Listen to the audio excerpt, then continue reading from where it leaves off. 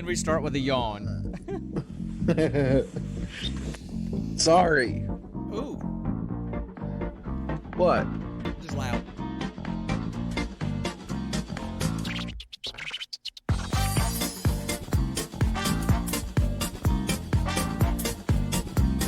You dance and I bounce.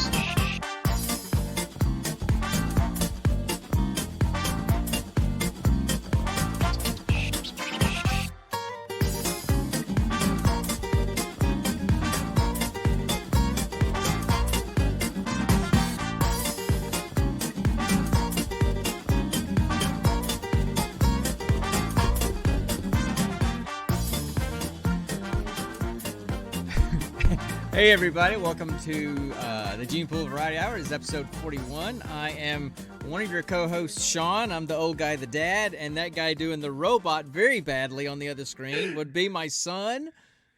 My name is Connor, and you can only use so much of the robot from basically mid chest up. Yeah, you know? and Hammer already says that you're high energy this evening, man, high octane, and I am trying to be low octane. So, whew. No, Dad. For once, just for one stream, get up to my level. Oh, I could never get to your level, ever. So Yes, anyway. you could. No, I can't. I got to get Chase up here. So anyway, he's, there's not a good spot to put him now. So I got to move my computer so I can get him up here. So I love this thing. This is like the most badass thing ever. Is that better? That's better. He's sitting kind of high, but one of these days I'm going to get it all set up. When I get my actual podcast room set up, then I try to get him up there, Hammer. I try to, but he always falls behind. Yeah, I know. So, well, and it's been a busy last hour, and I'm frantically putting a sign up like literally 5 minutes before we go on. I'm trying to put out all the notifications, and so yeah, it's Go Codzilla. So this Where's is that from? This is a little bit. That's a song from a Blue Oyster Cult song. Go Godzilla. We were talking about Blue Oyster Cult at work, actually. So anyway, not really a nerd thing, but it kind of goes with the movie we're talking about tonight. So whatever. Although for legal reasons, it's not Godzilla. No, it's just a big. It reminds me of that scene in Austin Powers. Which one? The Godzilla scene and I think it's the second one. In The Spy Who Shagged Me. I don't remember much about that one. I mean, I've seen it, but I don't remember as much about that one as I did the other one. So anyway, I will fear the nuclear lizard, Hammer. It is literally a 100-story tall freaking nuclear lizard that can fire laser beams. Well, see, what you're not getting, Connor, is since you're young, you don't know Blue Oyster Cult. You also don't know that there's the song "Don't Fear the Reaper." He's kind of going with the whole Go Godzilla and "Don't Fear the Reaper," mixing them together. Okay. So that's what it's old for. I completely got it, but you're young. So. I do know the song "Don't Fear the Reaper." I couldn't make the connection. Yeah. So anyway, and don't fear the Reaper. You need the music to go with along my with beautiful voice. Oh, and I had to. Oh, and the other thing is, I have very few letters. And so apparently they didn't want to give me 3 G's. I only had 2 G's, so I had to quickly make a G out of a C. So that was the other thing I was frantically doing right at the end. So basically you. I said it really says Go Codzilla, but that's a completely other thing, Codzilla. But so I've made it into a Godzilla isn't a thing. Well, it's. if the D was a K, maybe. Well, I'm thinking like the whole codpiece thing. Come on, Okay. Yeah, there you go.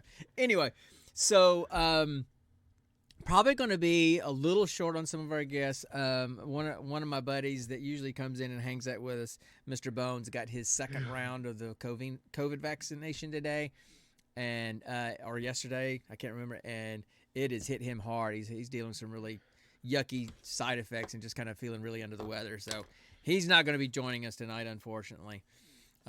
He's not becoming a zombie, right? No, he's got kind of that yucky, little bit of a fever and everything. So if you happen to be listening to this, Bones, if you're watching this on YouTube, man, I hope by then, hopefully you're feeling better by then. I'll shoot you a signal message later and see how you're doing. But anyway, so this is us. This is episode 41. I actually decided to wear my shirt today. So, I've got to do. Yes, I'm going to prove. I got the Streamlabs auto mods things if it catches certain words or whatever. So for some reason it picked up a word on Hammer's latest thing, and it doesn't matter to me. It makes me have to stop and look at it. No, everything's fine. But anyway, yeah, so that's kind of where I was. That's kind of frantically flew in to do this. So I'm just glad that everything's actually working. We see each other and we can hear each other. So anyway, we always start with what's been going on. So what's been going on with you, other than you obviously are having some neuromuscular issues in your eyebrows. So what's been going on? What's weather like up there, man, in the Great White North? Well, first off, it's not the Great White North. That's Canada. Yeah, well, work with me, dude. It's close. It's closer to the Great White North than Georgia. This is true. Okay, this is true. Anyway, so today at work they finished production on the main assembly line early, so they kind of shut down the conveyor belt, and then me, Brandon, and Jeff were just plugging away, cleaning up some stuff, getting it ready for Monday. And because it was so quiet in our workstation, we just started talking, and it turns out, Jeff has had a pretty interesting life. I mean, the guy got a tour of the MASH set. That's cool. That's out in California, Yeah.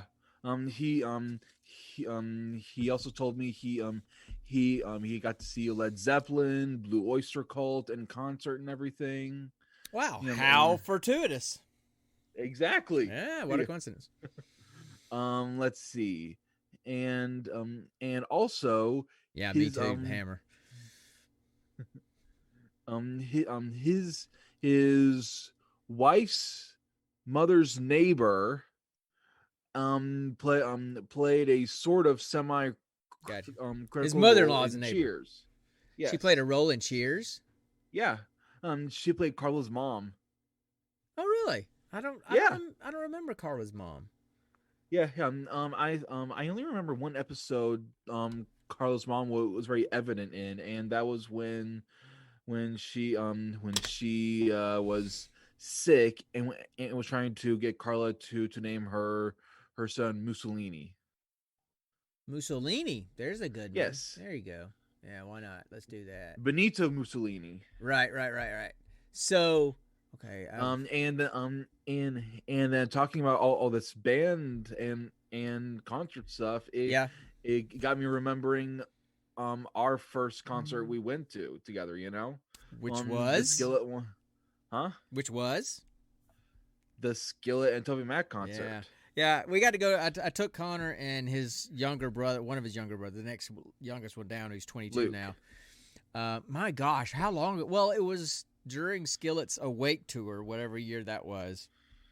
I was still in middle school. I know that. Yeah, much. So you were in middle school, which meant Luke was either in middle school or still at the upper end of elementary school. But I think he was in. Well, anyway, so y'all are around that age, and it was a free concert at Auburn. It was part of some. It was free. Yeah, it was some Christian thing that they were, where they were having speakers and stuff, and so Toby Mac and Skillet were the bands for it, and it was a free concert. So it's first come just first come first serve, open seating. Now they had armbands that you could get. Oh, this is a good chicken, by the way. They had armbands that you could get, and if you got those, you got to be on the floor, the mosh pit. In the right? mosh pit, yeah. Otherwise, you just sat anywhere you could find seats. Well, we didn't get. Luke went up and he crawled under the crowd and got one of those armbands, but he only got one for himself. You and I didn't get one, so I said, "No, you got to give that to somebody because you can't go down there by yourself." So he did, and so we went and we got seats right on the edge of the floor. So we got as close to the floor as we could. No. Hold on. Let me finish. You're not. Let me finish. Uh-huh. So we got seats as close as we could to the floor, and we were sitting there. And then all the seats were filling up. And after all the seats filled up, then we had an usher come up and say, "Oh, you guys can't sit here. This is this is a handicap section." I'm like, "Well, okay, well, it's not marked handicap." "Well, I know. Sorry about that, but we need this for elderly and people that can't, climb the stairs or whatever." I'm like, "Okay, fine." Well, by then, the only seats left were up in the nosebleed seats. So we were really disappointed. And as we were talking about how disappointed we were, there was a lady standing there, and she says, "Hey, do you guys want to be in the mosh pit?" And she had a handful of armbands that weren't being used. So your dad and you and Luke was in the mosh pit for a Skillet Toby Mac concert. Luke was Luke was so close to the stage, he was high-fiving Toby Mac in the concert. So, yeah, it was kind of interesting. It was awesome. I was definitely the oldest guy in the mosh pit, by far, by far. So, and didn't one of the singers for in Toby Mac's group come to our church at the time? Yeah. No. Yeah. It was it was the African American girl. Remember? Oh, that's right. Very good. She was one of the backup singers, and she came. And sang with Kevin and them for like one of our youth services, right? Yeah, it was kind of cool. Yeah, how me and Luke got a picture with her and everything. I completely forgot about that, but you're absolutely right. So, so anyway, you did all that. Yeah. So how are the plans for the Nerf war going? You make any plans? We are officially waiting until May or April. Well, I knew that, but you said in the last episode that would give you time to plan. So I was just wondering if you'd started planning yet. I haven't been planning. You haven't planned anything, huh? Oh, okay, all right. Because it's still like 4 to 5 months away. Yeah. And this is coming from the guy who watches our movie for the podcast the day of the podcast. Just nothing like waiting to the last second. And this is also coming from the guy who has created amazing improv campaigns right off the bat. So much so that the people have said it was literally the best campaign they were part of. Improv has nothing to do with preparation. So it's two different things. So I can improv the rules of the league. It's not just keeping it fresh in my mind. Exactly, Hammer. You get it. So yeah, and anyway, I mean, I could watch it literally and watch the final credits as we start the podcast, and I remember half of the movies anyway. So, okay, so I got nothing really major going on here. Just the work stuff. I get my second COVID shot next week, and after hearing about Mr. Bones's reaction to his second one and the things that I've heard about people getting their second one, I'm kind of not looking forward to it now. So just focus on getting powers, Dad. Just keep your mind on that and you'll get powers. I still haven't decided which one I want, though. No, I don't want the one I turn invisible whenever I fart. I don't want that one. That was your idea. I don't want that one. I mean to be funny, but I don't want that one. I say go with Mystique's power. Now that would be cool. Shape shifting. I'm sorry, guys. That drink went down the wrong pipe. So. Oh, lad, went down the wrong pipe. Anyway, it may have something to do with the fact that it's a little bit more. Salud. It's a little bit more intense than it usually is tonight. So, why are you trying to get drunk? I'm not. Come on. When have I ever tried to? Ever? When have you known me to try to get drunk? When have you known me to get drunk? When I graduated high school. Nope. I don't even think I didn't have a drink. You're just trying to make stuff up and get me in trouble. Stop it. Exactly. So, Um, yeah, dude, I don't really have a lot going on. So, oh, well, I'm having a little bit of Gentleman Jack with a little bit of Coke. Actually, I would Hard say a little bit cider of for me. a little bit of Coke, a little bit more Gentleman Jack tonight. So that's what's on Nice tap for hearty me. mead. That's what's on tap for me on Friday nights usually.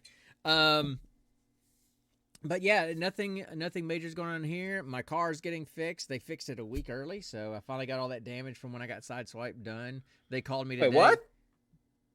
Oh, dude. Back in October, I told you about this when we were driving back from a UAB game, and I got sideswiped on the interstate at 70 miles an hour, and it caused damage on the driver's side of my car. So, and of course, I don't remember that. I'm sorry. yeah. So insurance companies were not mine, theirs, completely denying any responsibility, even though the police report clearly says that it was his fault because I had a state trooper, a sheriff's deputy, and a local police officer on the scene almost immediately because they had already been getting calls on this guy because he was swerving all over the road. Yeah. But apparently he was insured by one company and he was using somebody else's car that's insured by another company, and the guy whose car it was apparently told the insurance companies he didn't give the guy permission to drive his car, which is probably a lie. But so now both of those insurance companies are denying any responsibility because one is saying, well, my insured wasn't driving his car at the time and didn't give the permission to this guy to drive it. And the other one is saying, the other insurance company is saying, well, that's not our car. So I'm having to go with my uninsured motorist and finally get it fixed. But then they've got a legal department and they'll chase this guy down and get money out of him. I don't have to. So it was supposed to be done next Friday. They called me today and says, hey, it's done today if you can get here by 5. I was in Columbus, an hour drive away, and it was 4:30. So I said, I'll see you Monday. So at least I get my car back. Finally. Speaking of which, I need to get some work done on my car too. Yeah. What's wrong with it now? It's the light is saying I need to check the emissions. Okay. Yeah. It could be air filter, could be well, I'm not a car guy, but you should probably take it in and get it checked. Yeah. You know, up there, I mean down here, especially out in the rural areas, we don't have to get emissions checked. But up there, you probably have to go get your emissions checked. There's probably places to go because I know when we lived in Chicago, we had to do that. So there may be a place where you can go where you can pull it in and they'll check your emissions for free and tell you what's up. Huh. So okay, should probably do that. Talk to Nikki since she's lived there. You know, her parents probably know. So yeah. What do I say every episode? Welcome What? to adulting. Yeah. There you go. Go. So. Okay. You know, I am. Something's going on. Is she talking to her friends in the other room? She they're having their first D&D session. Oh wow, cool, man. Yeah. My D&D session has died. I don't know what happened. I haven't heard from him since before Christmas. So I think we just all got busy and plus, I mean, one of our guys D died. Huh? No, it's just D. Dad and D, yeah. I think it's just because we're busy with things, you know. So, and one of our guys, he lives in it's Greg McElroy's is his brother-in-law, and he lives down in Florida. So there's probably some shut down COVID stuff, and they're not able to get up here and play. And I don't know why we don't just do it like this, but anyway. So we haven't played in a while. But you know, I did finish up some stuff with Destiny last night. I ran, because I got a new clan now that I run with. And I play, I still play with my buddies on Friday nights, but now I switched clans because one of the clans that I was in that I just randomly picked decided they wanted to go really, really political, social justice warrior type stuff. And you have every right to do that, but that's not my style. So I started finding, and I found a Christian Destiny clan. And they're a blast, man. They're really fun. So I played with them last night, and we finished something that I couldn't do by myself. So that was kind of cool. Probably going to do I think we're playing some Titanfall 2 Horde mode tonight after we're done. So that'll be interesting. I ain't doing that. Why not? Have you ever played Titanfall? It's a blast. You should download it and play with us. It wouldn't be done by the time you guys get on. Maybe not. Anyway, so... Not with the bandwidth I have here. Trust So me. you've been playing Valhalla, I know. But then I saw you playing some Skyrim the other day, I thought too. Were you playing some Skyrim the other day? Oh, it looked like it said you were playing Skyrim. So that was weird. What? Yeah, it said you were playing Skyrim. So I guess the ghosts in the machine are playing when you're not home. Or maybe Nikki is. Oh, maybe. I didn't know she was playing on your Xbox. I thought she was a PlayStation girl. She's more of a PS a PC girl oh, as that's of this right. moment. Yeah, that's right. Yeah. So, anyway, yeah, that's all I got going on. I got nothing fancy or exciting happening. Know what yeah, please talk because I don't feel like talking. I don't like talking all the time. Me and Nikki are really excited for this Sunday. Cool. What's going on this Sunday? I'm putting on my hoodie. It's cold in here. It's cold up there. It's cold down there. It's cold in my garage, yes, because there's no heat in this garage. Because it's a garage. But you have insulation. Yeah, so it keeps the cold in really well. So, anyway, this Sunday, me and Nikki are going on this big destination date, to Akron. I thought that was last weekend. Last weekend she was working. Okay, for some reason I thought it was last weekend. I told you about it last weekend. That they were planning for this weekend. Yeah, I'm sorry. I guess since you told me last Friday, I was just assuming it was that weekend. My bad. No. So no, all right, last cool. weekend she was so working. The museums and the zoos and the shops and stuff, right? Yeah. There's this awesome metaphysical shop she wants to check out. It's called The Gypsy and the Goat. Okay. I don't have a comment on that, so whatever. Being with Nikki and going to these shops, it's really cool actually, because because one, I'm meeting a lot of unique people, and two, I'm learning about this whole other culture I never really knew was even still really around, just because of where I grew up, Right.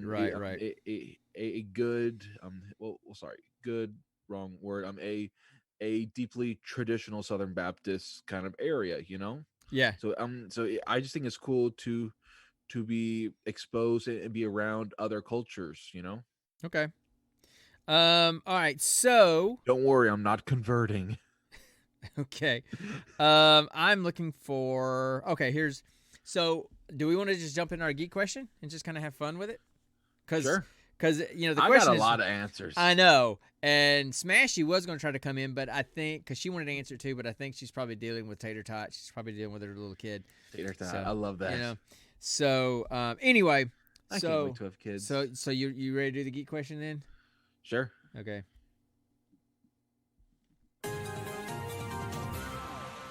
I want to ask you a bunch of questions. And I want to have them answered immediately. Okay, well, see, part of the problem is you probably get that on a little bit of a delay to you as well. So not only are you not saying the whole thing, you're also saying not the whole thing in a delayed fashion. It's really hard to follow. So let's just let Arnie let's just let Arnie talk. All right, so what's the question? Do you remember the question? You may ask the question.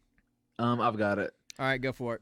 If you could only pick one movie scene that you could live out anytime you want, what would it be and why? All right, cool. So, I have several answers. Steven's answer last night was from, I think it was The Last Crusade, Indian The Last Crusade, where he was on the tank scene where he's fighting the guys on the tanks and stuff. He said that was the scene that he would want to live over and over. That's the one that he would like to relive. You see, you see, in my mind, when I read live, I mean like actually take the place of the main character, or that's what he's talking about. That scene. Yes, he was talking about. He wants to fight Nazis on top of a tank. Apparently, because he kicked butt and he still looked good doing it. And Smashy said, yeah, he got punched in the face. He's like, so he turned out okay. He won the whole day. So that's just what he wanted. So hey, he rhymed. Okay, whatever. So I didn't mean to, but there you go. All right. So okay. So since you have, how many do you have? Because I've got 5 that I couldn't whittle down from. So I've got a bunch too. So what? Let's just okay. You do one, then I'll do one. We'll kind of go that way. All right. All right. And Hammer, if you got to answer that question, chime in too. We'll throw you into the mix too, man. Let's see. The first one is kind of a serious fun. It's kind of like a serious one in a way. Yeah. I would want to be on that bus bench with Forrest Gump, listening to him tell his story, because when you think about it, him sitting there and telling his life story is one moment, one scene. You know, it really is when you think of it. Because I was sitting there going, it's not really one scene, but when you think of it, it is. They just cut away to flashback to the stories. You're right. Exactly. Yeah, that's a really good one. That's a really good one. Thank you. I didn't even think about that one. Okay, go ahead. I don't mean to stop you. I thought I was just commenting we were alternating. We are. I mean, was that all you had to say on that one? Was that was it? I mean, what else could you say? Right.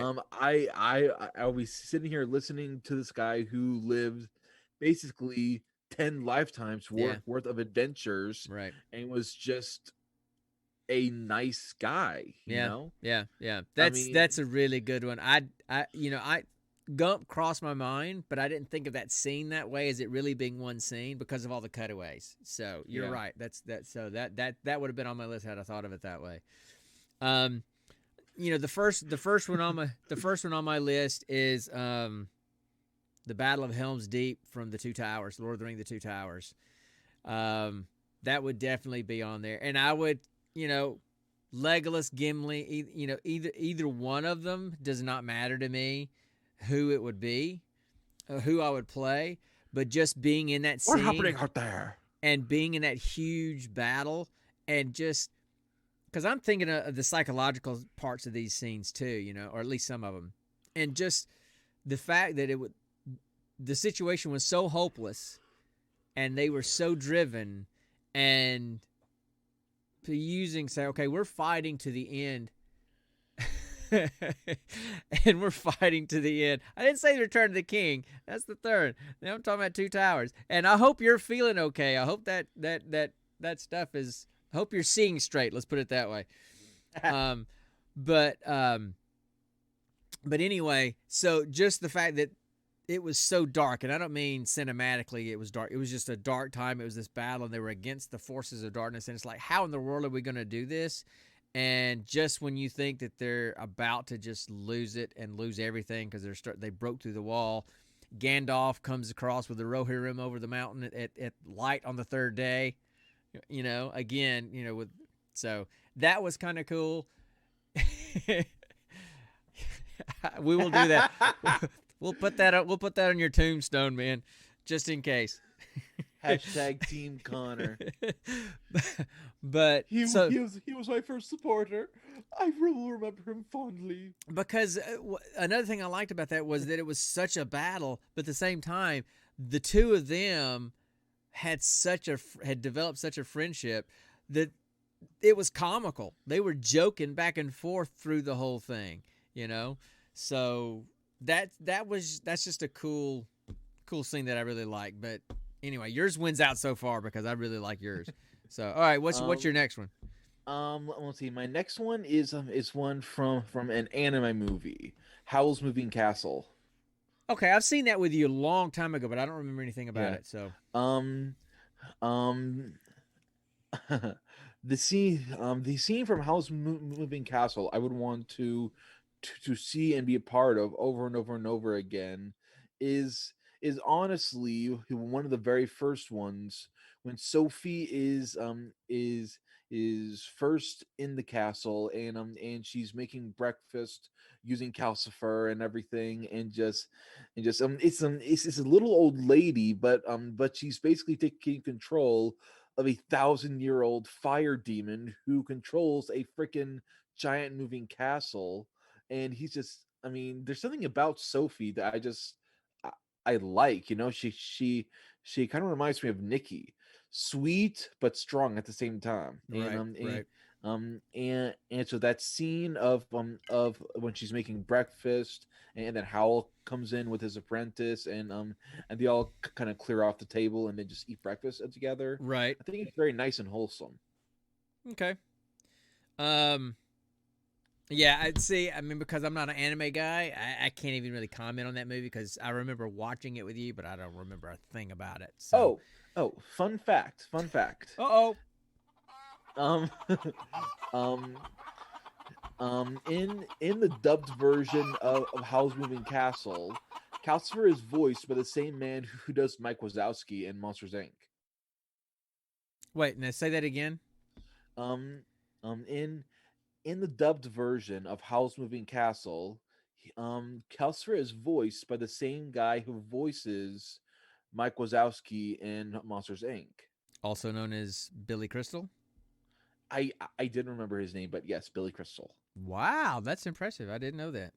I did not know that. So that's cool.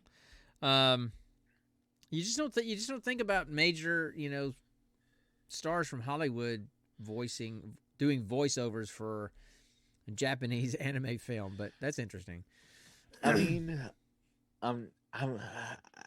mean, Studio Ghibli has made amazing $1 million blockbusters that are still very popular nowadays. Even one of their first ones, My Neighbor Totoro, is still majorly popular. Right. Okay. Cool.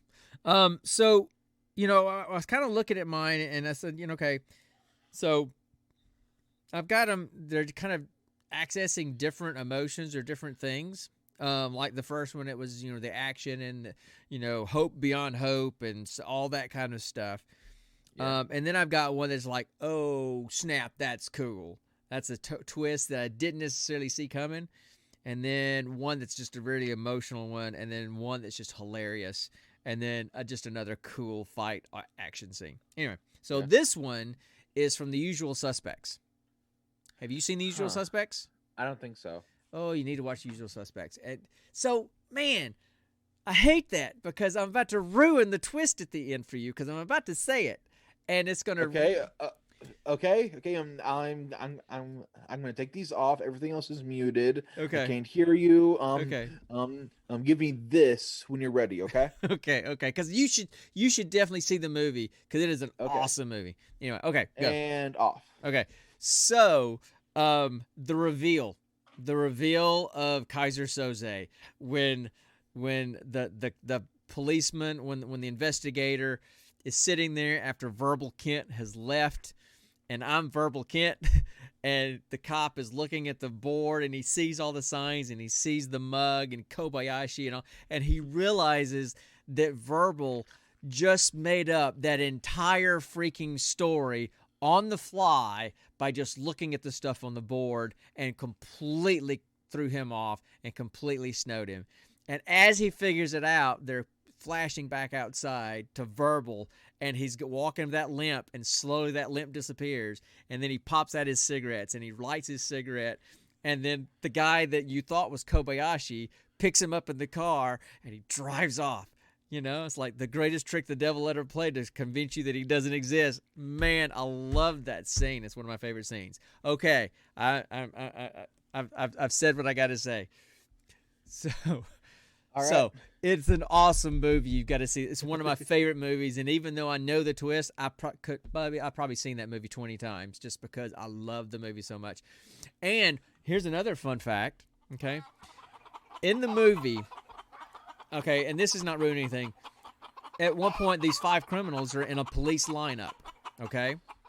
And they're the guys that become the usual suspects. They're the main characters throughout the whole movie, okay? So they're in this police lineup, and they're having them repeat a line that somebody is accusing them of having said. Hey, are you? I am listening. Okay, I'm going to wait till you're done singing Backstreet Boys or whatever the heck that is. How could you hear that? I was barely singing it. Because you're singing it into your mic. Doofus. You are my fire. Anyway, so there's desire. Okay, that's enough. So there's this scene where they're doing the police lineup and they're having to read. Tell me why. Ain't nothing but a heartache. Y'all go. Okay, go ahead. I'm done. So in that scene, they're each having to read a line that somebody accused them of saying in a holdup. Okay, and they get to one of them, and he's saying this line, and he's got this really, really weird accent in the movie, just something he made up for the movie. And they all start laughing. Okay, all 5 of them just start laughing and slapping each other and just laughing uncontrollably. And you think in the movie, it's because it's Benicio del Torres or Benicio. I think is anyway. That's the actor, and so he's the one reading the line, and because he's got that funny accent, you think that they're all laughing because he just has that funny accent. No, in reality, when they're filming that scene, he's cutting some ripping farts during the scene, and they can't stop laughing, and they just dubbed the farts out and kept the laughing in. So that's why they're laughing in that scene, is because he's ripping farts as he's reading this line. So there's a fun fact for you. There's a fun fact for you. Always fun. Okay, so there's mine. So now what's another one of yours? My next one is a musical one. All right. In Fiddler on the Roof when Tevye is singing, "If I Were a Rich Man." Oh yeah, great scene. I love that. It's by far my favorite. If I were a rich man. Okay, we're a weird family. My children love the movie version of Fiddler on the Roof. A musical about Russian Jews. My wife has always loved it, and we watched it, and my kids fell in love with it, and they still watch it all the time. So, we're kind of a weird family. But anyway, so yeah, that's a good thing because he does all the dancing along with it, the traditional kind of dancing that goes along with it. So yeah, that's a cool scene. I mean, obviously you want to be Tevye, right? Exactly, because I am Tevye. His body type, his deep baritone. I mean, it's just Tevye is a good man. Yeah. That's what I've always respected about him. Right. He respects a tradition. Tradition. I mean, he respects it, but at the same time, he loves his daughters so much that he breaks it to make them happy. Yeah. And it kills him the whole time he's having to break tradition because, historically speaking, the Israelites, the nation of Israel, the Jewish people, the Hebrews, their whole culture and faith and religion and everything is built on tradition, right? So, dude, I love Sweeney Todd too. Connor loves Sweeney Todd. I love it to death. Alan Rickman and Johnny Depp in the movie version were amazing. I mean, I love it. So, all right. Anything more about Fiddler on the Roof? It's just that one song. Also, yeah. It's a man working, but he's singing about his dream to be rich and give his family an easy life, so they don't have to suffer. Yeah, that's what I always liked about it, because at his core, he just wants to make his family have a better life. Yeah. That's what I've always respected about him, and he goes to such lengths to help them have a better and happier life. Yeah. So okay, that one song and that dance scene, I get into it every time I see it. Yeah. So my next one, Repo. All right. Of course, it is it would be a horror musical. So, because it is Mitch, so it's got to have some horror in there somewhere. I mean, so Sweeney Todd is also considered a horror musical, but I see it more as like a thriller than a horror. Yeah. So that's just me. So my next one is, and I'm kind of cheating a little bit because I'm kind of extending a scene here, split up a little bit. How so? The Shawshank Redemption. I've never actually seen that movie. Oh God, another one you must see. It's like in one of the top 100 films of all time. Okay, Shawshank Redemption, and it's when Andy Dufresne escapes from Shawshank. It's that scene. Because, all right, so let me tell you how he escapes. Is that Morgan Freeman's character? No, Morgan Freeman is Red. No, Andy Dufresne is Tim Robbins. Okay, Who? And Tim Robbins. Anyway, look him up. So he's been in prison for a couple of decades for a crime that he didn't commit. He was accused and convicted of killing his wife, and he didn't kill his wife.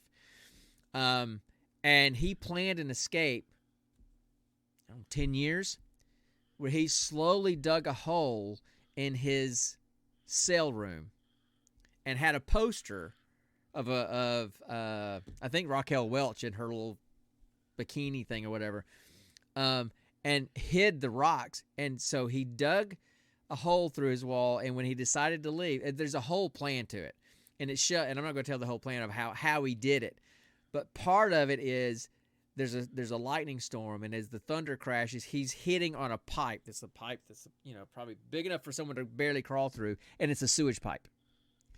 He cracks that open, and he crawls through 200 yards of raw sewage from a prison to get out. Oh, God. And it shows him in there throwing up multiple times as he's getting out, okay? But when he gets out, when he crawls out into the water, into the creek or whatever, on the other side, and he's out, and he's free, and the thunder and the lightning are flashing, and it's raining, and he just looks up, and the water's just running down on his face, and the look on his face of finally I'm free is just so cool. And then he and Red had always talked about this little town in Mexico on the coast that they would go to if they ever got out. Yeah. So Red eventually gets paroled. He eventually gets out. And he makes the trek all the way down to that city. And he walks out on the beach, and he finds Andy out on the beach, fixing up an old boat. So they're these two guys that have been friends for decades in prison, and they finally find each other again and get to continue their friendship in freedom.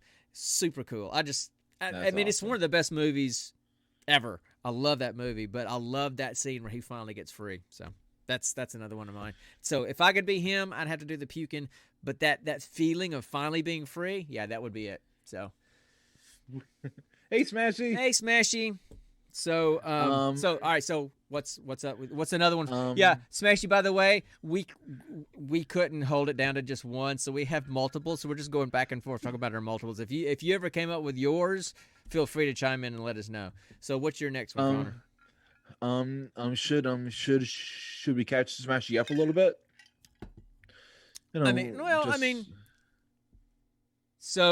So far I've talked about Lord of the Rings, the Two Towers, the Battle of Helm's Deep, and I'd either be, Gimli or Legolas. I also did The Usual Suspects as Verbal Kent when the cop figures out that Verbal is actually Kaiser Soze. Sorry. Dadgummit.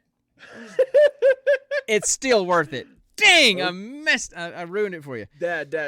And then you don't care. You do this. I have no idea what you're talking about. Okay. And then Shawshank Redemption when Andy Dufresne escapes. All right. So those are my three so far. I've got two more. So what were yours? And then mine so far have been taking part in sitting with Forrest Gump on the bus bench, listening to him tell his whole life story, because when you think about it, the sitting there is all just one scene. It's just the film has a lot of cutbacks. Yeah. All right, so there's one. And then the other one was from Howl's Moving Castle, right. the Studio Ghibli movie, and it's when Sophie is making breakfast with the help of Calcifer and Howl, and it's a very wholesome scene that I want to be a part of. Right. And then the third one for me so far was a musical one in taking part in Tevia's "If I Were a Rich Man" song from Fiddler on the Roof. Yeah. So that's where we're at. So all right. So now it's my turn. It's your turn again. So I've got two more. How many have you got? I've got about 3. Okay. All right. Well, you go. We'll just finish it up. Go. The next one is also kind of a serious and kind of sad one at the same time. Mm-hmm. It's the scene in Dances with Wolves at the very end. Oh god. When my heart's killing me because I know exactly where you're going. When he and Stands with the Fist are leaving, and then his friend, I'm blanking on his name. What's his name? Hey, that Indian, he's up on the hill calling out down to him. Wind in his hair. Wind in his hair. Wind in his hair. Yeah. Do you see me Dances with Wolves? Can you not see I am your friend? Oh God, kills me every time I see it. I've seen that movie so many times, and I cry every stinking time. Every stinking time. Me too, because they literally started out as enemies, but they bonded and they grew as honest to goodness friends. And it's just oh man. Yeah. I like Divided by the way, Bones, I like Divided by Werewolves better because that describes you and Brandon pretty well anyway, I think, right? So man. But Dances with Werewolves would have been cool. Yeah, it would have. But oh man, that scene. All right, Smash. You say any Bond moment. Pick one. See if you can pick one. Yeah. So just okay. One. All right. So that's yours. That's your scene. So who are you? Which character are you in that scene? I'm most likely Dances with Wolves. I'm witnessing this. You know. Okay. Gotcha. Witnessing my friend calling down to me. Okay. My next one. It's one of my family's favorite movies. We laugh every time we see it. And it's Can I guess? Sure. Is it Emperor's New Groove? No. It's not a kids movie, but it's one that we watch a lot and we laugh all the time. Huh? Flubber. Not a kids movie. Not a Disney movie. It's got Robin Williams in it though. Mrs. Doubtfire. No, man. The Birdcage. Oh, the Birdcage. The Birdcage. Okay. I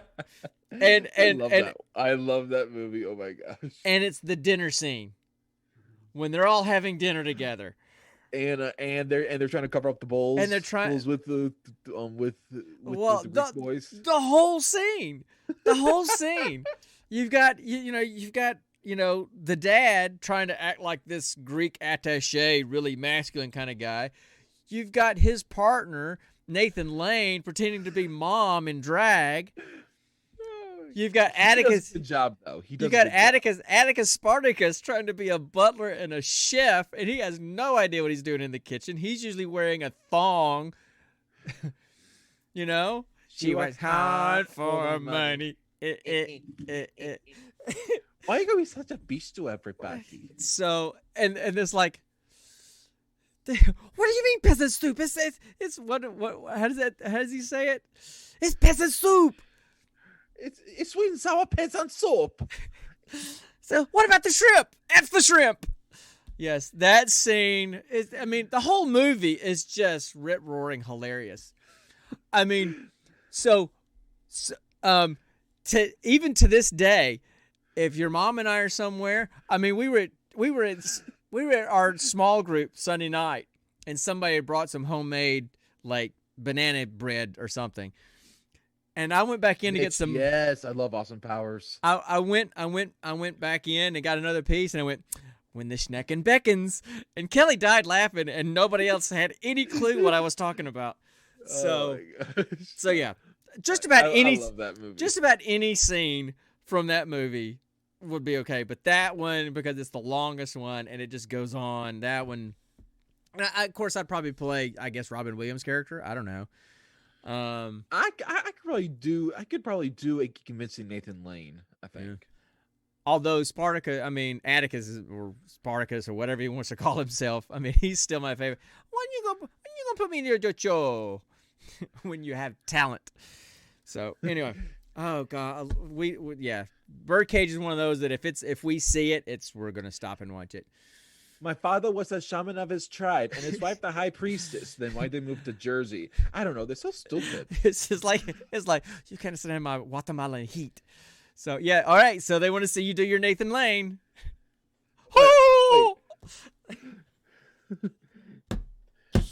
Go. Oh man. Yeah, you're on the spot. Oh man. Okay. Okay. I completely agree, Bone. I completely agree. True Lies needs a Blu-ray release. Oh man. Okay. But they were all bad. I'm trying to hammer. I'm trying to think of a good line from him. Dang it! Oh man! And it does it have to be from Birdcage? It's like too swishy. No, actually, it was perfect. I just never knew John Wayne walked that way. When he's teaching him how to walk and he's walking with the toes, it's like you don't dab, you smear. You smear.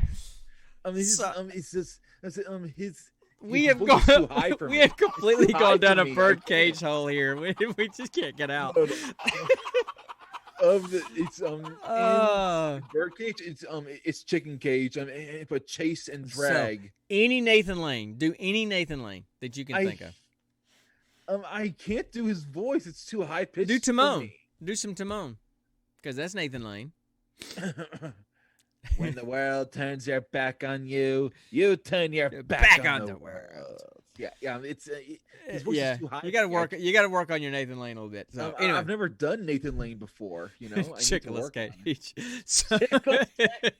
So all right. So what's your? You're choking on peanuts. Choking on your nuts again? No, I'm not. So what's your next movie?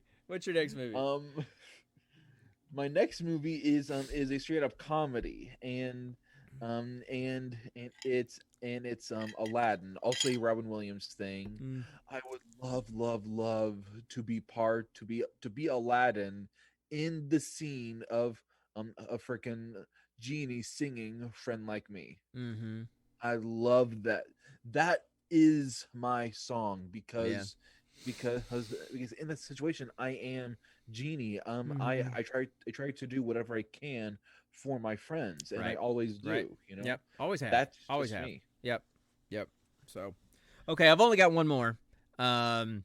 I want to see if Smashy. All right, rooftop tree. Oh, there you go. All right, so Smashy, I missed your comment. All right, so the rooftop chase scene with the horse. So, which character are you in that scene? Are you Arnie's character? Are you the terrorist character? Or are you the horse that refuses to jump? Which one is it?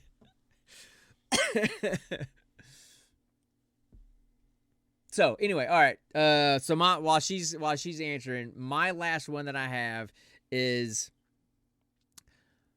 the bride, playing the character of the bride from Kill Bill Volume 1 in the Crazy 88's bar fight scene. Yep, you would be the bride. Yeah, that's just what she was called. That's what they were kind of referred to, because she was the bride. And they tried to kill her at the very beginning of it, and then the Kill Bill Volume 1 and 2 is all her getting revenge on all of them. But then she goes to take down Orishi. I think it's Orishi. I can't remember which snake she was. But she ends up having to fight the Crazy 88s, which is her henchmen, and they're called the Crazy 88s because they're crazy, and there's 88 of them. And she takes them all down one by one in typical Tarantino fashion, very violent, very bloody, very gory. I mean, comically so, where arms get cut off and blood spurting out like the Black Knight and Holy Grail, you know. Just with a scratch. So that worse. Just because I wish I had the skills to do that, to take out people. So then, wait. At my whim. If you're taking the price of the bride, wouldn't it then be called the groom? No. I'd be that character. I'm just telling you which character I'd be. The one in the yellow jumpsuit. Okay. Yes. Who was the bride, as you said earlier? Yeah. right? So if you were to, but I wouldn't change. I wouldn't change it to being a guy. I would be that character. You said if I could be a character, you would be a chick. That's the character. That's the whole question. What character would you be? Right? Yeah. You wanted to be an animated genie a while ago. I think it's okay for me to play a female character. I said I wanted to be Aladdin in that situation. Either way. So anyway, yeah. Okay. So that's all. That's all of mine. I mean, I've run out of ideas, but I will say, out of all, it's a lifelong dream of mine. All you know, I think out of all of them, what's on your head? Wait, what? What's on? Oh, you stuck something on your head. What'd you stick on your head? Nothing. And it's a zit. No, it looks like a really small penis. It's an earplug, actually. Okay, well, it's a suction cup type. Same thing. So anyway, that's all the ones that I've got. I will say that probably the very first one you said is probably the best one. I'm just gonna stop. Have you got another one, or do we want to go talk about the movie? I do have another one, actually. All right, just the last one. All right, yes. go. This is the last one. In Endgame, I want to be the part. I want to be part of the final big assault against Thanos. I want to be at the front of the line, and when Doctor Strange and the other wizards are frickin' making those portals, getting all their allies and everything. I want to be in that scene helping them fight. Yeah. If I was in that scene, ain't but one guy I'd want to be. Captain America getting the hammer. Whoo! Yes, I'm worthy. That's just so he was cool. Always worthy. He moved it in Ultron, remember? Right, but he didn't pick it up, but he could move it. Made Thor a little nervous, if you remember. Yeah. But the fact that he caught it and all of a sudden the crowd just erupts, so that was kind of cool. So yeah, I think we pretty much exhausted that geek question.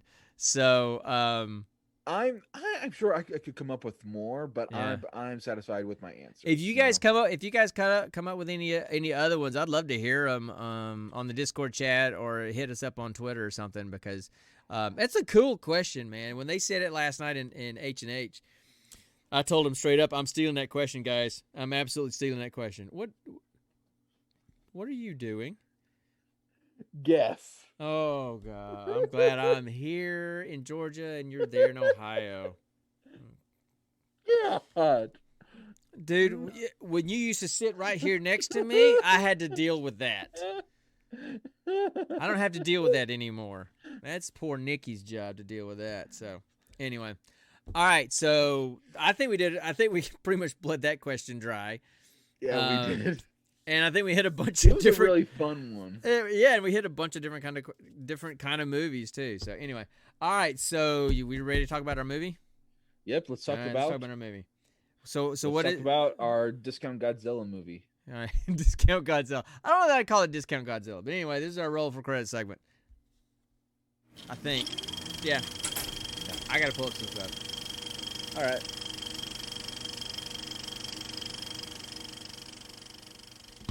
All right, so the movie we're going to watch, we talked about last time, and everybody thought it was a great idea to watch this movie because apparently everybody else had seen it except us. It's a 2008 found film kind of genre horror kind of movie. So it wasn't really horror. Cloverfield. Disaster movie, I would call it. I mean, it stars people like Mike Vogel and Jessica Lucas, Lizzie Kaplan, T.J. Miller. T.J. Miller plays Deadpool's sidekick in... not the Indian guy, but his friend, in the Deadpool movies. And this was, golly, this is 12. He also plays Tough Nut, and he also plays Tough Nut in How to Train Your Dragon. I never knew. I mean, I didn't realize that this movie was 13 years old already. I mean, it was in 2008. I thought it was much more. You know what, Smashing? I kind of agree. I like the concept of found footage movies. I'm not a huge fan of them in action because I get the kind of disoriented kind of thing too, because I'm sitting still, but everything I'm watching is like this, and it's very disorienting. So I agree with you. Like I said, a lot of action scenes are action scenes in some action movies are kind of like that. It's going all over the place. It's going up, but the camera's usually still and capturing motion.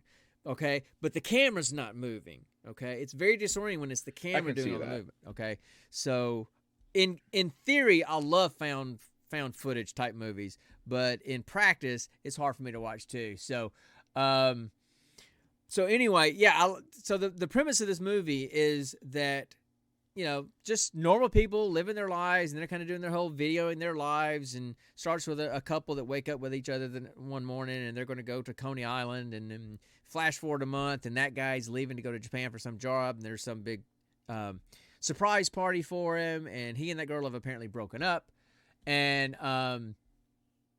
then all of a sudden, stuff goes crazy. Okay, there's big explosions, and buildings are falling down, and they're freaking out, and something rips the head off of the Statue of Liberty and chucks it halfway across Manhattan. And HUD, who is T.J. Miller's character, he's the one that's tasked with filming everything. So he's filming this stuff the whole time, and so as he's filming the city and seeing stuff going down, every now and then, especially at the beginning, you get this flash of something moving. And I don't mean like something, you know, human-sized moving. I'm talking about something that's like 30 stories tall. Godzilla size. Moving. You don't see a flash of a tail or a piece of a leg. And so it slowly... Giant arm. It slowly pieces it together as you go through. And so it's basically like a Godzilla movie, like your traditional kind of Godzilla movie, except it's told from the point of view of people on the ground that are experiencing it as it's happening, not the general that's commanding the army kind of stuff. It's just regular people dealing with it, right? So go Godzilla skis. So that's the premise of the movie, and you know, the one guy and the girl, the guy that was leaving for Japan. The girl that he was with that month before, they never really got together, although he loved her, and she was with some other guy, came with some other guy to his party, then they left, and then all this stuff happened, and he gets a call from her saying that she can't move, that she's stuck in her apartment. And so he decides, bump all this, I'm going to go get her. It's straight towards the Godzilla thing, and the army's telling us to go the other way. Heck with it, I'm going there. And his friends go, okay, we'll go with you. You shouldn't, but we'll go with you. So that's the movie. Going across Manhattan to this girl's apartment to get her and save her and come back. Right? And the group is dying left and right, you know. This monster is somehow excreting these little crab-like spider alien things that attack people. Hold on, one of the group dies to that, and it freaking explodes in a quarantine tent. Yeah. What's her name? Marlena. Yeah, she didn't do so hot. Marlena. Yeah, she didn't do so hot. But yeah, so it starts out with how many is in the group? There's Jason, there's Lily, Jason, Rob, Marlena. Lily, HUD, and Marlena. So that's about 5 people. Yeah. So anyway, and they're going to get what's her name? What's her name? Actually, it starts with them trying to get uptown out of Manhattan and going going over the Brooklyn Bridge. And then and he gets that call from Beth, that's her name, saying, hey. And so he starts to turn and go back the other way, and he's trying to gather all of his friends, and Jason's up on some light pole on the bridge trying to get their attention. And then what happens? A big old monster tail breaks the bridge, and Jason literally gets crushed by the tail, just falls into the deep. So there's the first guy that goes, right? That was Lily. That was Lily's fiance. That was Rob's brother. That was Lily's fiance. And then Marlena, as they're going through the train station, through the train tracks or tunnels, she gets attacked by one of them little weird, monster things that it was, crab things that, and gets bit by one of them. Well, and then the army finds him, and they've got like a triage place, and they find out she's been bit, and they're trying to race her to quarantine. And you see her silhouette behind like the white sheet quarantine area, and all of a sudden you hear an explosion. You see her body disappear, and a splash of blood everywhere. So apparently she exploded. So she didn't do so hot. Yeah. And then it goes from there. And then HUD ends up dying. And I mean, he gets eaten by the monster. Yeah. And he's filming it as it happens. So at least he was dedicated to his craft. Yeah. He can do it for the vine, man. Do it for the vine. About 10 to 20 seconds of the scene of HUD basically looking up, staring at the monster. As it's staring down at him, its head flaps kind of flaring and rolling, the sacs on the back of its head puffing. It's that is the first time we would get a nice, good, clear look at the monster. Yeah. And just honestly, I could feel the tension. I could honestly feel it. And you knew it was coming. It wasn't like it was a surprise. You knew it was coming. So. I know. And then seeing literally him getting picked up and eaten by this thing, bitten in half, and having basically his torso and up, and the camera fall to the ground. Just oh, Dad, real quick. Yes. Is this a chicken? No. It pertains to the movie. Okay. In the movie, this one of the soldiers mentioned the hammer down protocol. Is that correct? Yeah, something like that. I don't. No, don't ask me. That's not real.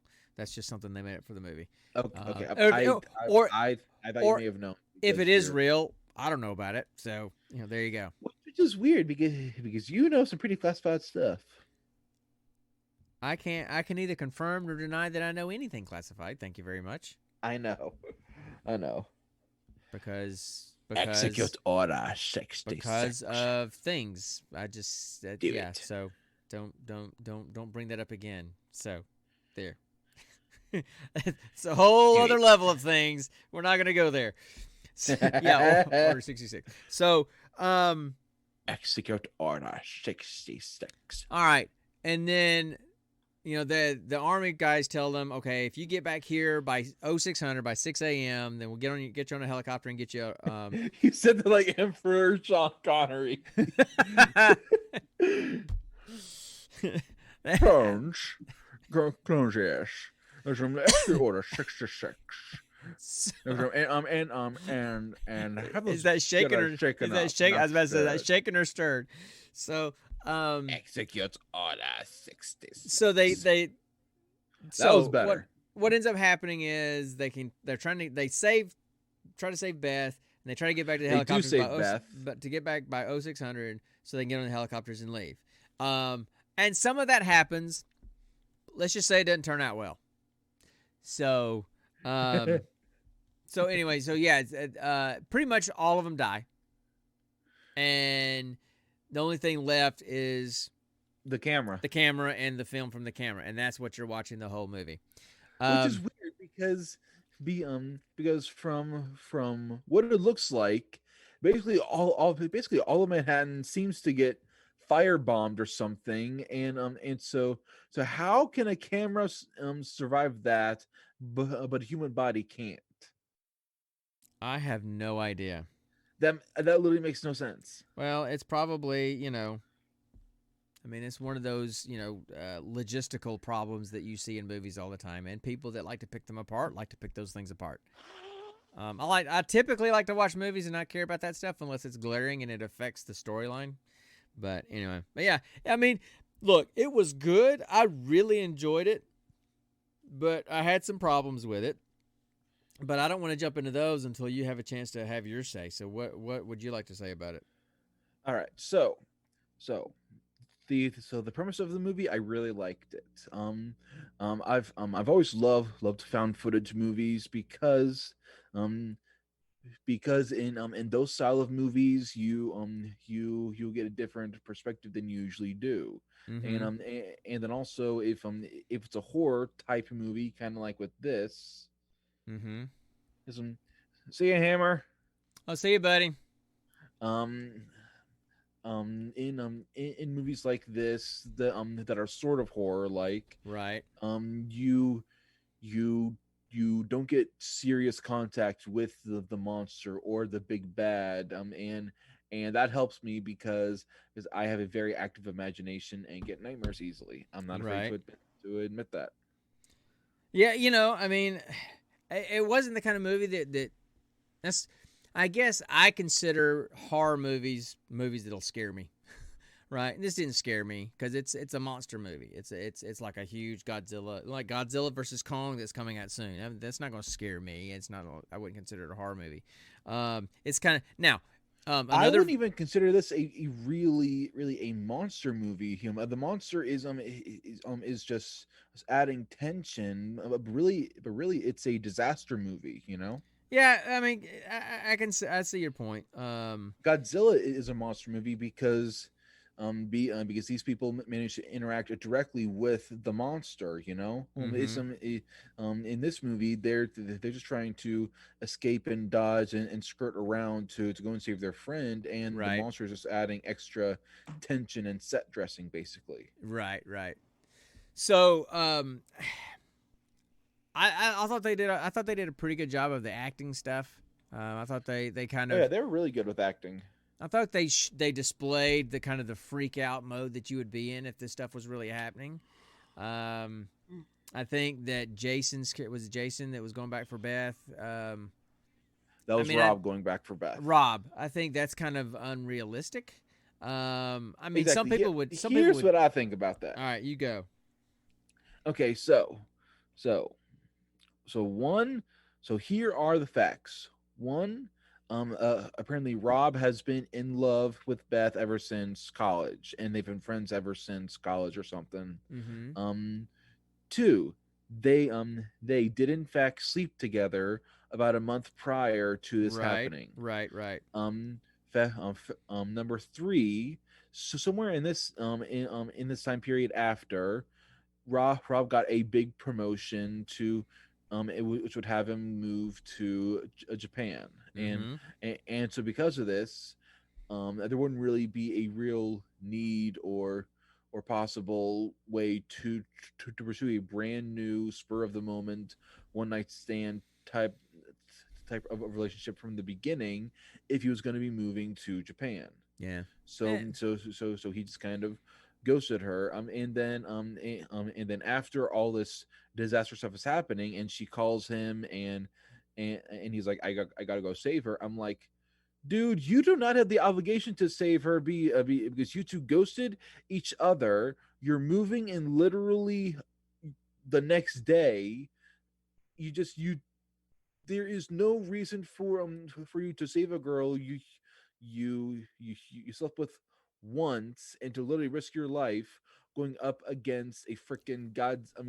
If she was his actual wife, I would understand, but at that point they weren't anything. Now, I have several issues with what you just said. Okay, one, he loved her, right? It wasn't just a one night stand. They'd known each other since high school. Hold on. Hold on. I'm not. First time they had. I'm not done. I'm not. Yeah, maybe the first time they had sex, but that doesn't mean that it was a one night stand. It was clearly something very emotional for him. He still had feelings for her. She apparently had feelings for him. He probably did ghost her a little bit, and he kind of hinted at that because, like, I was leaving in a month to go to Japan, so I didn't want to explore a relationship that I knew wasn't going to be able to continue, even though he cared for her. And him deciding to go save her when everything hit the fan, it's because he let his emotions take over and he loved her. And at that point, he's wondering if the world is ending. There's huge monsters, 30-story monsters tearing up Manhattan. So as far as he was concerned, the world was coming to an end. So why not save her to be with her? And yeah, he was supposed to be moving to Japan the next day. I'm guessing he wasn't moving to Japan the next day after everything that was going on. So, so he had, even though I probably wouldn't have, well, I can't say I wouldn't have done it. If it'd been your mom, I would have done the same thing. So, But, what if, okay? What if if you were in his shoes, and at this point in time, mom was just a friend who you had an emotional hookup one time, and then ghosted. Would you still go and save her? You do remember the story that I've told you that within 2 weeks of your mom and I going out, and after she broke up with her boyfriend, within 2 weeks of that happening, we knew that we were going to get married. We didn't get married for 3 years. We dated for a year and a half, and then we were engaged for a year and a half. But we knew within 2 weeks. So yeah, that attraction that can happen that fast. So yes, that could happen. Just saying. So anyway, but here's my issues. One is, and Smashy alluded to it a lot, that found footage thing. It's cool, but I personally, even though I think it's a great way to tell a story, it's a really intriguing way to tell a story, I have a hard time watching it because I just get disoriented. Okay, if I'm sitting in my house and I'm watching on my new TV, this big action scene with all kinds of shaking going on, but the camera's not moving, it's just the action is moving, I'm fine with that because I've got a sense of stability and a foundation. But when the camera's what's doing all this stuff and I'm sitting still, it's disorienting to my equilibrium, and so I have a hard time with that. So that became disturbing for me in parts because it got to be too much. And then the other part, and I'm just wondering, because I had the thoughts as I'm watching this movie 20 years after 9/11. And this thing only came out 7 years after 9/11. And you're watching a movie, and yes, it's a Godzilla monster thing, right? Yeah. But you're watching Manhattan be destroyed, and you're watching buildings fall to the ground, and chaos happening, and people running in the streets in downtown New York.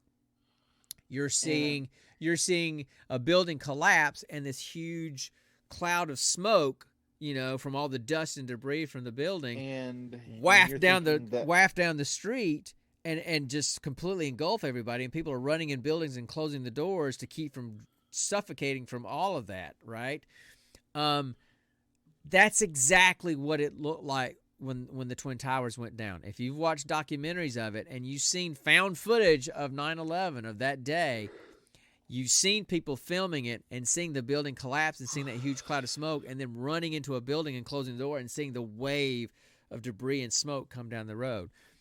That was 20 years later, having lived that day, having watched that day happen when it happened, because I'm old enough to remember it very vividly because we were living in North Dakota. That was still hard for me. That still aroused some uncomfortable feelings for me. I can't imagine watching it 7 years after that fact. So I'm not going to use it. Might have been too soon at the time. I don't know. It would have been for me. I mean, and I'm not going to use the word triggered because I don't like that word. I think that's overused word, and I think it's a cop out to use triggered. But it aroused some emotions in me that were uncomfortable because it harkened back to that day. So I didn't like that. That was a little too close to home for me, even though it's been 20 years. Yeah. Because I left work. We watched what was happening at the hospital, and then I left work to come home and sat on the floor with your mom holding you, or one of us was holding you and one was holding Luke, because Luke was brand new. Right? And just sitting there going, okay, are we at war? Is the world ending? What's going on? It was pretty traumatic, man. So that was a little iffy for me. But it was a good movie. I've heard that the movies that have followed it that are kind of in that universe are not as good. Cloverfield, Paradox, and then there's another one. I can't remember what it is. I'm sure if Mitch is still here, I'm sure he'll remember what it is. But anyway, so it's it stars the same guy who played Sully in Monsters Inc. I know. Oh, right, John Goodman. Yeah, right. that guy. Yeah, I know that. I just can't tell you the name of the movie. But anyway, so it was a good movie. I like monster movies. I would love to go see Godzilla versus Kong in the theater because that's a movie that you'd like to see in the theater. It's just not really easily an opportunity to do that in the COVID era right now. But so I like those movies. I like Kong, King of Monsters, all those kind of things. But and I like the fact that you didn't really see him much until the end. I love Cinema Sin Smashy. I love that dude. They just kind of hinted at it through most of the movie. Now, something else I will say is that helicopter pilot was an idiot. Okay, when they got on the helicopter and they're flying away, and it's HUD and Rob and Beth, and HUD's filming, and they're above the monster, and the missiles come in to try to blow up the monster, right? Okay. Yeah. The helicopter pilot's job was to evacuate citizens from Manhattan. His job was not to circle the monster so you could get a good view. Okay? Had he done his job, that wouldn't have happened. Yeah. So that was stupid.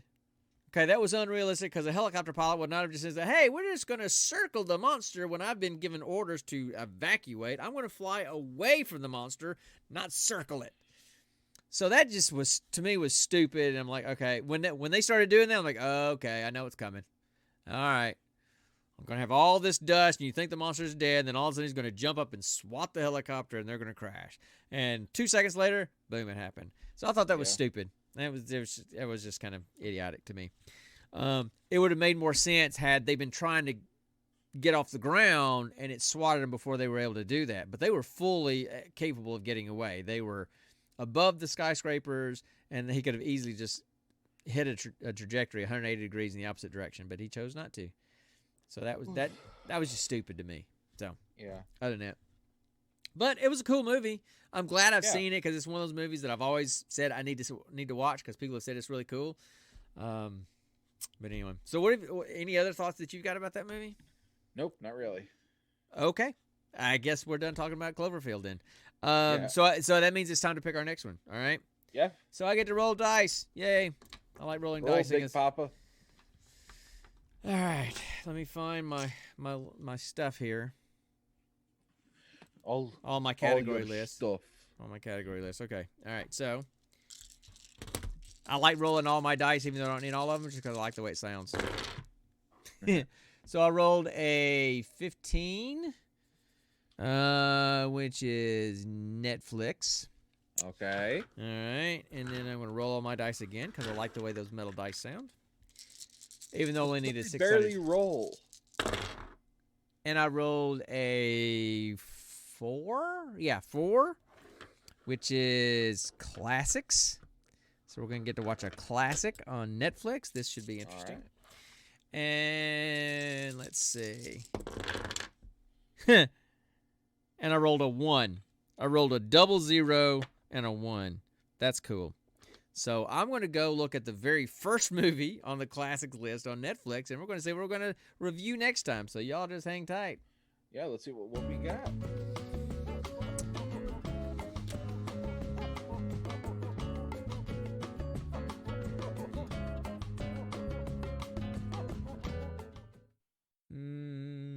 Hold on one sec. Click. Okay. It's the very first movie. I know. I was having trouble getting to the classic section. Sweet. Okay. What is it? One of my favorite movies. I haven't seen it in a while, but it's one of my favorite movies. It's from. Let me look it up here. I'm gonna look it up on IMDb. Give you a little bit of. It's from 1967. Okay. Stars Paul Newman, George Kennedy, and it is Cool Hand Luke. Oh man, it's such a good movie. I've never heard of it. You should not be called my son. I'm just kidding. But, yes, you should definitely. You're gonna love this movie. Okay, it's a good movie. Anyway, a laid-back Southern man is sentenced to 2 years in a rural prison, but he refuses to conform. So, he gets part of a chain gang and they escape. Paul Newman is Cool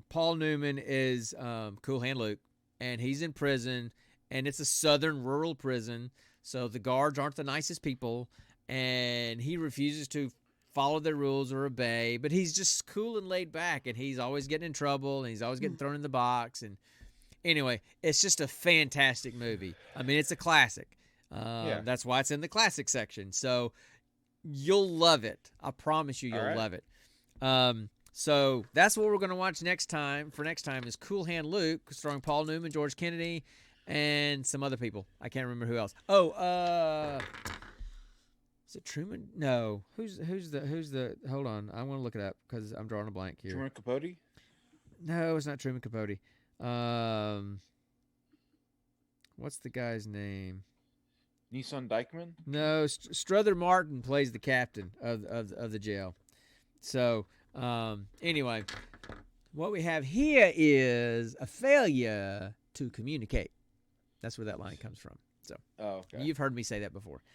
Yes. So anyway, so for next time we're going to watch Cool Hand Luke.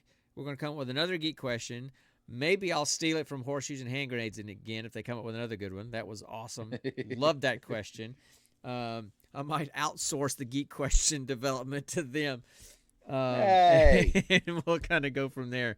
But you already outsourced it to me. Anyway, I thought you outsourced it back to me because you wanted to outsource the movies. You keep switching what your role. No. You keep switching what your job is. So anyway, I can't keep up. I just show up and hit record.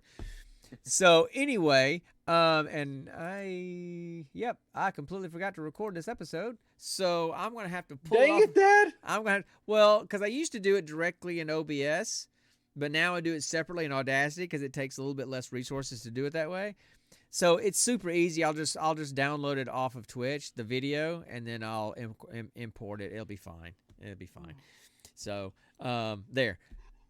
Yes, do that. So anyway, we're gonna go because I want to go play some Xbox. Give me something else to drink. You're welcome to join me if you want to, but if not, go have fun in Akron tomorrow. And thanks everybody for stopping by, for Smashy and for Hammer and for Bones. You deserve a Purple Heart for doing it with the COVID vaccine aftermath with the fever and stuff, man. That was cool, man. I appreciate you showing up and stopping by. So we're done. We've run out of things to talk about. I think all the chickens are dead. So I'll buy some more for next week. We'll have more for next week. So y'all have fun. Thanks for joining us, and we'll see y'all next time. And until next time, stay nerdy, my friends.